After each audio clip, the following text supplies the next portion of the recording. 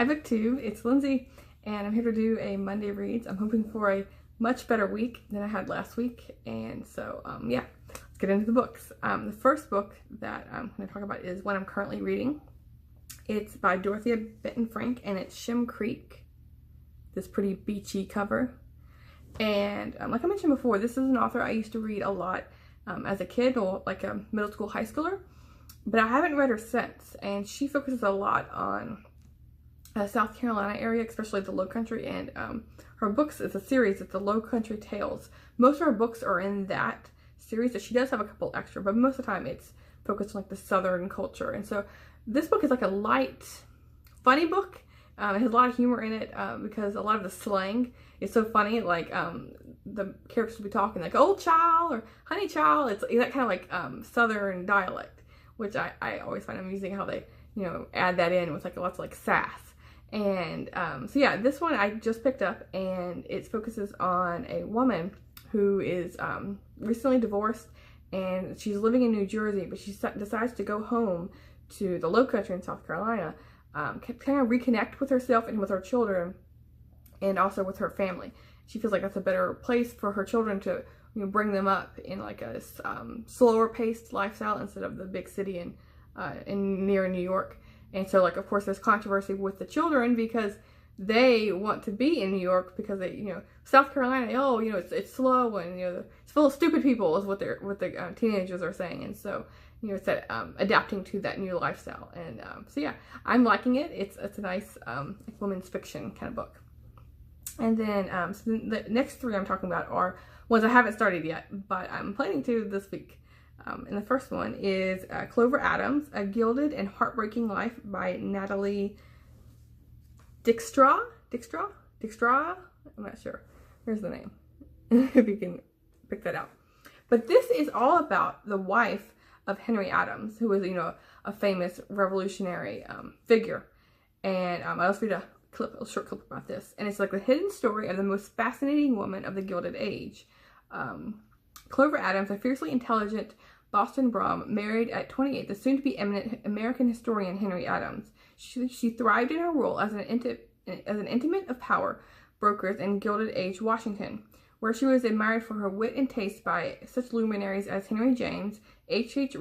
Richardson, and General William Tecumseh Sherman. So when they talk about this, I don't think she's the wife of Henry Adams I'm thinking of. Obviously, if you're talking about the Gilded Age. But yeah, so historical figure of the Gilded Age. I think the Gilded Age is always such a fascinating time. It's kind of, to me, it feels almost like the Roaring Twenties in a way, you know, because like, you know, the added lifestyle, you know, all this like extra things that they're having, and you know, like the affluent lifestyle. But of the few, you know, the Roaring Twenties had like, you know, the masses, you know, had access to a lot of you know, materialistic things. But in the Gilded Age, I feel like it's more focused on like the, you know, the rich, the upper rich. So yeah, I always find it's a fascinating time period to read about. And so it says, yet at the center of our story is a haunting mystery. Why did Clover, having begun in the spring of 1883 to capture her world vividly through photography, end her life less than 3 years later by drinking a chemical developer she used in her darkroom? The key to the mystery is in Clover's photographs themselves. And so yeah, this is going to be a compelling you know, biography of a historical figure that I know nothing about, because I thought it was Henry Adams. I didn't think of Samuel Adams. That's what I'm thinking of from the American Revolution, but maybe they're related. I have a feeling, you know, the Adams, you know, goes way back, but of course Adams is a common last name. Anyway, the next book is a thriller, like a police procedural. It's The Killing Habit by Mark Billingham.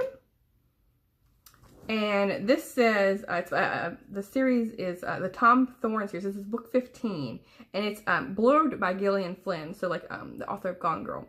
And it says, while D.I. Nicola investigates the deadly spread of a dangerous new drug, Tom Thorne is handed a case that he doesn't take too seriously until a spat of animal killings point to the work of a serial killer. When the two cases come together in a way that neither could have foreseen, both Thorne and Tanner must risk everything to catch two very different killers. And so, you know, so I like sprinkling in like a, you know, a really fast-paced thriller every now and then. So this one's gonna fit that bill. And then the last one is another history book. It's The Slave's Cause, These Slaves' Cause by Manisha Sinha, and it's the history of abolition. And this is all about, the slave history, but it's not just, American slavery. It's also, talking about the international slave trade, like in Haiti, and, it talks about, Africa, and I think it was another region, focus on the Haitian Revolution, that movement, and the U.S. History. And so, yeah, this one, I'm going to read a good chunk of it this week. It's 784 pages, so I'm not going to finish it all this week, but I do want to, start this book before it's due back in the library. So, yeah, these are all the books I'm planning to read this week. Let me know if you read any of them, and, what your plans are this week. So, yeah, thanks.